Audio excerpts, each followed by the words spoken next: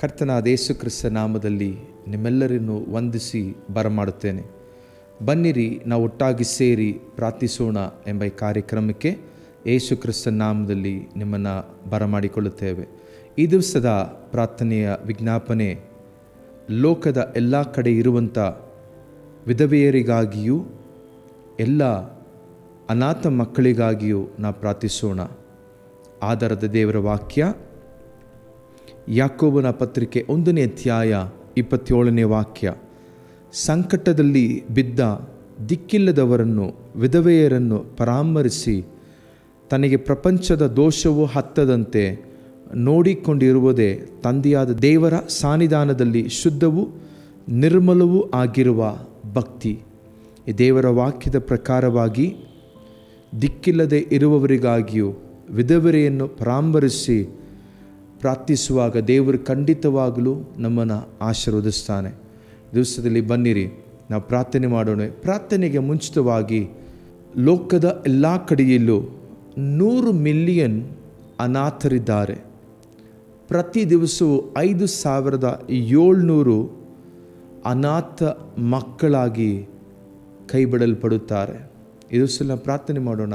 ದೇವರು ಈ ಎಲ್ಲ ಕಾರ್ಯಗಳ ಮೇಲೆ ನಮ್ಮ ಪ್ರಾರ್ಥನೆಗಳನ್ನು ಕೇಳಿ ದೇವರು ಕಾರ್ಯ ಮಾಡುವಂತೆ, ದಿಕ್ಕಿಲ್ಲದೆ ಇರುವವರಿಗಾಗಿ, ವಿಧವೆಯರಿಗಾಗಿ ನಾವು ಪ್ರಾರ್ಥಿಸೋಣ.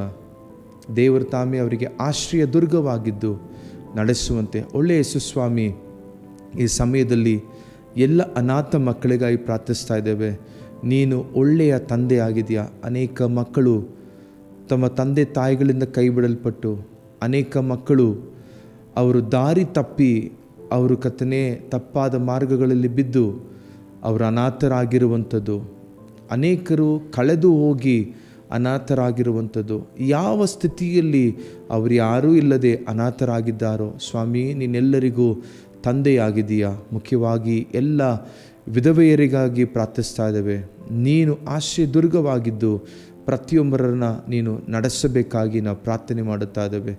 ಅಪಾಯ ದಿವಸದಲ್ಲಿ ಕರ್ತನೇ, ಈ ವಿಡಿಯೋವನ್ನು ನೋಡುತ್ತಿರುವಂಥ ಕರ್ತನೇ ಎಲ್ಲ ದೇವ ಮಕ್ಕಳನ್ನು ನೀನು ಆಶೀರ್ವದಿಸಬೇಕಾಗಿ ನಾವು ಬೇಡುತ್ತಾ ಇದ್ದೇವೆ ಸ್ವಾಮಿ. ನೀನೇ ಒಳ್ಳೆಯ ತಂದೆಯಾಗಿದ್ದು, ಒಳ್ಳೆ ತಾಯಿಯಾಗಿದ್ದು ಕರ್ತನೇ, ಕೈಬಿಡಲ್ಪಟ್ಟಂಥ ಪ್ರತಿಯೊಬ್ಬರಿಗೆ ಆಶ್ರಯ ದುರ್ಗವಾಗಿರಬೇಕಾಗಿ ನಾವು ಪ್ರಾರ್ಥಿಸ್ತಾ ಇದ್ದೇವೆ ಸ್ವಾಮಿ.